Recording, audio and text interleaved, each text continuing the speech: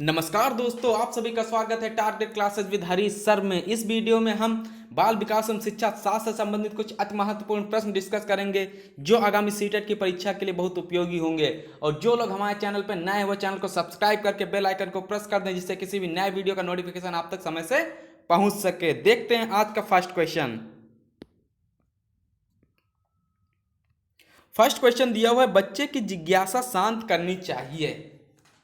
A option है जब शिक्षक फुर्सत में हो, जब विद्यार्थी फुर्सत में हो, कुछ समय के पश्चात या तत्काल जब विद्यार्थी द्वारा जिज्ञासा की गई हो। यह क्वेश्चन हमने पिछले वीडियोज में भी कराया हुआ है।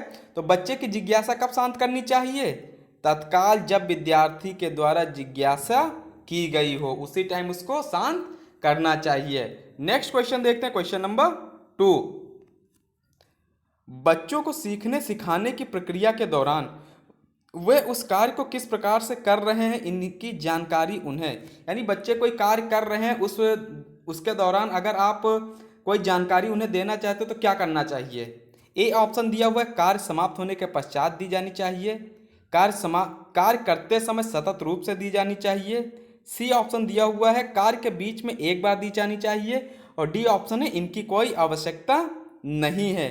तो ये जानकारी कब देनी चाहिए? कार्य करते समय सतत रूप से दी जानी चाहिए। अगर बच्चा कोई कार्य कर रहा है उसमें कोई गलती कर देता तो अगर उसको जानकारी उसी टाइम दे दी जाएगी तो उसको उसमें सुधार कर सकता है। नेक्स्ट क्वेश्चन देखते हैं, क्वेश्चन नंबर 3।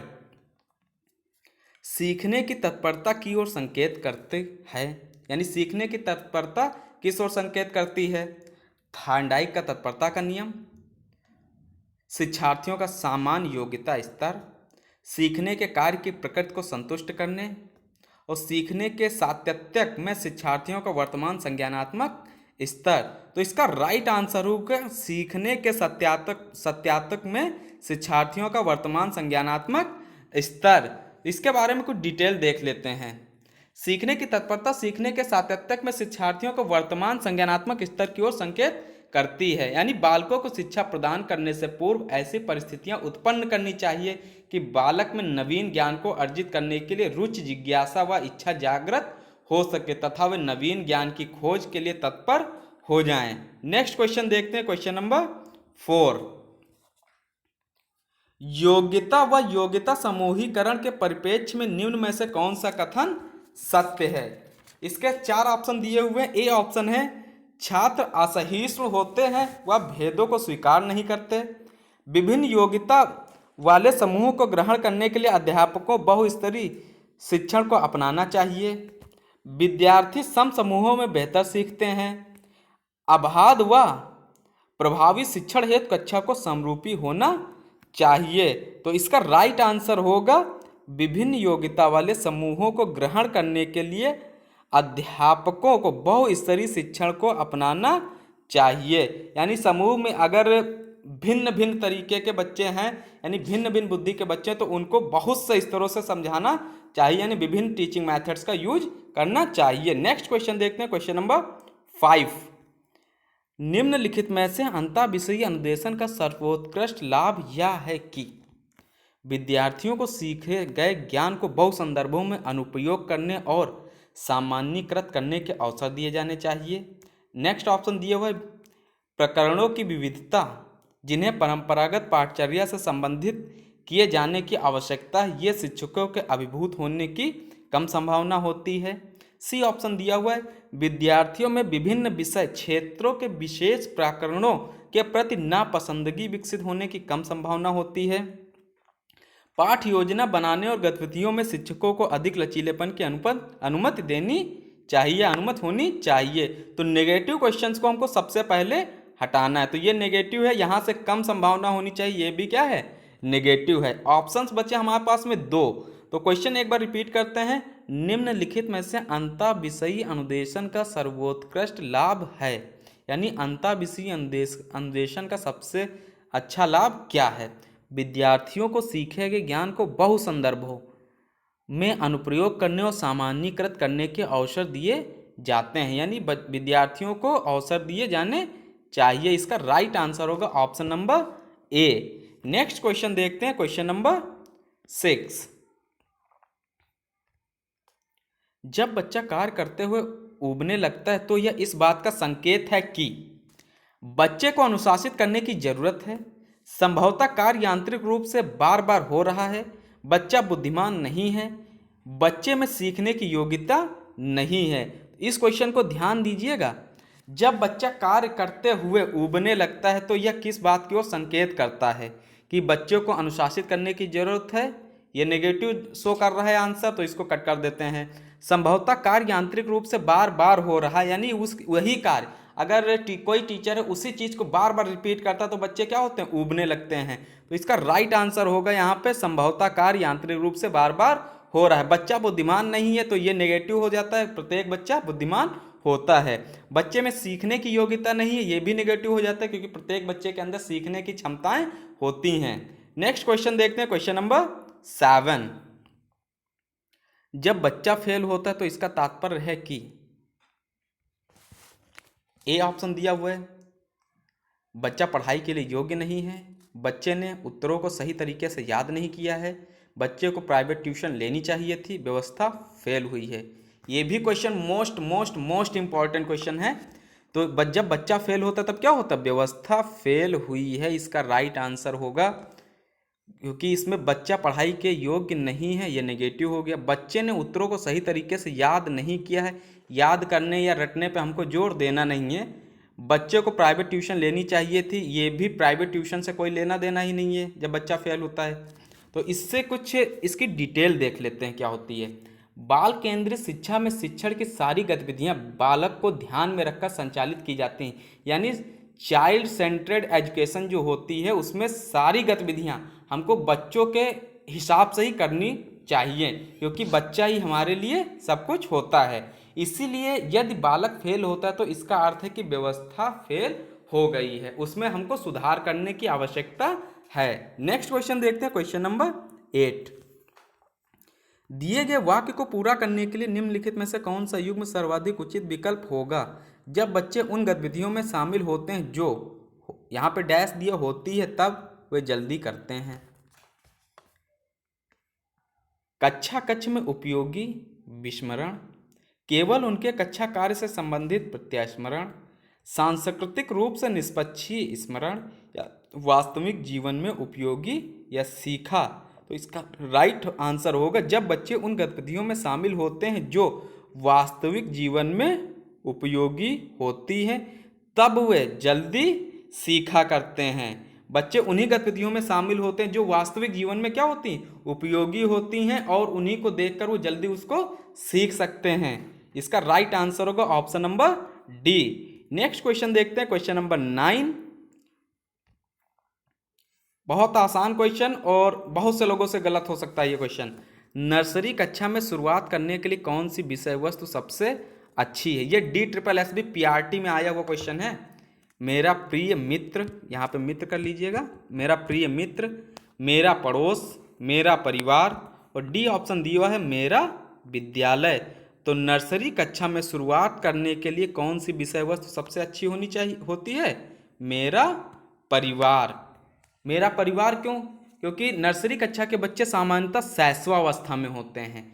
इस अवस्था के बच्चों का सामाजिक विकास न्यूनतम यानी सबसे कम होता है, अतः उन्हें अपने परिवार से ही ज़्यादा लगाव होता है। इसलिए इन कक्षा के बच्चों को उनके पूर्व अनुभव या वातावरण के साथ साथ विषय वस्तु को संबंधित करते सिखाते समय मेरा परिवार विषय वस्तु सबसे अच्छा हो सकता है। यानी मेरा परिवार से रिलेटेड हम लोग उसको बच्चे को सिखाएंगे तो वो ज़्यादा से ज़्यादा सीखेंगे। नेक्स्ट क्वेश्चन देखते हैं, क्वेश्चन नंबर 10 के अलावा निम्नलिखित घटना वृत्तांत रिकॉर्ड की विशेषताएं हैं। इसका ए ऑप्शन दिया हुआ है, यह व्यवहार का व्यक्तिनिष्ठ साक्ष्य है, इसलिए यह शैक्षणिक क्षेत्र के लिए प्रतिपुष्टि उपलब्ध नहीं कराता। बी ऑप्शन है, यह घटनाओं का सही वर्णन है।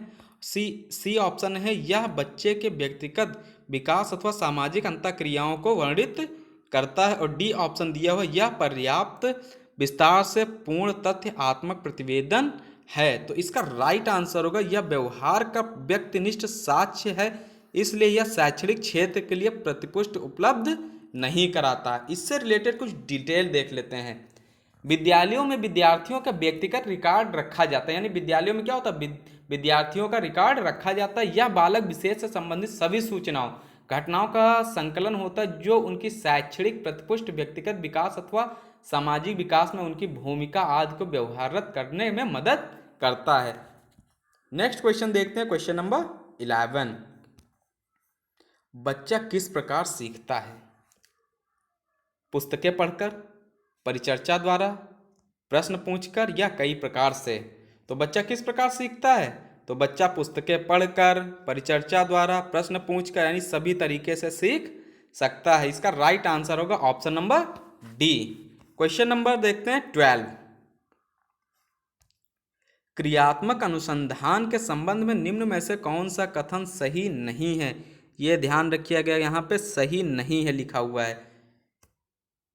यह अध्यापकों एवं शिक्षा व्यवसाय से जुड़े लोगों के द्वारा किया जाता है। यह किसी विशिष्ट समस्या के समाधान के लिए किया जाता है। व्यापक स्तर पर निर्णय लेने के लिए सूचना संकलन का कार्य इसमें किया जाता है। और डी ऑप्शन दिया हुआ है, स्थानीय स्तर पर रोजमर्रा की समस्याओं के समाधान के लिए क्रियात्मक अनुसंधान किया जाता है। तो इसका राइट आंसर होगा व्यापक स्तर पर निर्णय लेने के लिए सूचना संकलन का कार्य इसमें किया जाता है। यानी क्रियात्मक अनुसंधान के संबंध में कौन सा कथन सही नहीं है? इसका सी ऑप्शन सही नहीं है। बाकी ए, बी और डी ऑप्शन क्या है, इसके इसी से रिलेटेड हैं, क्रियात्मक अनुसंधान से रिलेटेड हैं। नेक्स्ट क्वेश्चन देखते हैं, क्वेश्चन नंबर 13। क्रियात्मक अनुसंधान मौलिक अनुसंधान से भिन्न है क्योंकि यह अध्यापकों, शैक्षिक प्रबंधकों एवं प्रशासकों द्वारा किया जाता है। यानी क्रियात्मक अनुसंधान मौलिक अनुसंधानों से भिन्न है क्योंकि यह अध्यापकों, शैक्षिक प्रबंधकों एवं प्रशासकों द्वारा किया जाता है। बी क्वेश्चन ऑप्शन दिया हुआ शोधकर्ताओं द्वारा किया जाता है जिनका विद्यालय से कोई संबंध नहीं होता। सी ऑप्शन दिया हुआ यह सांख्यिकीय उपकरणों पर आधारित होता है। और डी ऑप्शन दिया हुआ यह न्यायादर्श पर आधारित होता है। तो इसका राइट आंसर होगा अध्यापकों, शैक्षिक प्रबंधकों एवं प्रशासकों के द्वारा किया जाता है। इससे रिलेटेड कुछ डिटेल देख लेते हैं। क्रियात्मक अनुसंधान के द्वारा शिक्षा प्रक्रिया में सुधार कर शिक्षण प्रक्रिया को और प्रभावशाली बनाया जा सकता है। यानी इसमें सुधार करके शिक्षण की प्रक्रिया को और टीचिंग को प्रभावशाली बनाया जा सकता है। यह अनुसंधान शिक्षक, विद्यालय प्रबंधक एवं प्रशंसकों द्वारा किया जाता है, जबकि मौलिक अनुसंधान शोध छात्रों द्वारा किया जाता है। यह ध्यान रखिएगा कि मौलिक अनुसंधान शोध जो होता है किसके द्वारा किया जाता है, ये छात्रों के द्वारा किया जाता है। नेक्स्ट क्वेश्चन देखते हैं, क्वेश्चन नंबर 14। क्रियात्मक अनुसंधान में, और ये जो इस समय चैप्टर चल रहा है इससे 2 नंबर का एग्जाम्स में आता है। सीटेट के एग्जाम में हर बार 2 नंबर्स का आता है क्वेश्चन। क्रियात्मक अनुसंधान में क्या होता है? क्रियात्मक उपकल्पनाओं का निर्माण समस्याओं के कारणों पर आधारित है। बी ऑप्शन है, क्रियात्मक उपकल्पनाओं का निर्माण किसी तर्कयुक्त विवेक पर आधारित है। क्रियात्मक उपकल्पनाओं का निर्माण इस प्रकार किया जाता है ताकि उनका सांख्यिकीय सत्यापन किया जा सके। और डी दिया हुआ है, क्रियात्मक उपकल्पनाओं का निर्माण नहीं किया जाता। तो क्रियात्मक अनुसंधान में क्या होता है? क्रियात्मक उपकल्पनाओं का निर्माण समस्याओं के कारणों पर आधारित होता है। तो विद्यालयों में किए जाने वाले क्रियात्मक अनुसंधान शिक्षण समस्याओं को दूर करने के लिए किया जाता है ताकि शिक्षण को और प्रभावशाली और सुगम बनाया जा सके। इसका राइट आंसर होगा option number A. Next question देखते हैं, क्वेश्चन नंबर 15। फ एवं व, म एवं न, यानी फ एवं व फिर म एवं न अक्षरों में ध्वनियों में अंतर न कर पाना अधिगम की समस्या संबंधित है। यह समस्या किससे संबंधित है ये बताना है। अवधान केंद्रण की, स्मृति की, प्रत्यक्षीकरण की या इनमें से सभी। तो ये किससे संबंधित है? प्रत्यक्षीकरण की। ठीक है, तो आज के लिए केवल 15th क्वेश्चन। नेक्स्ट वीडियो में नए क्वेश्चंस के साथ में मिलते हैं।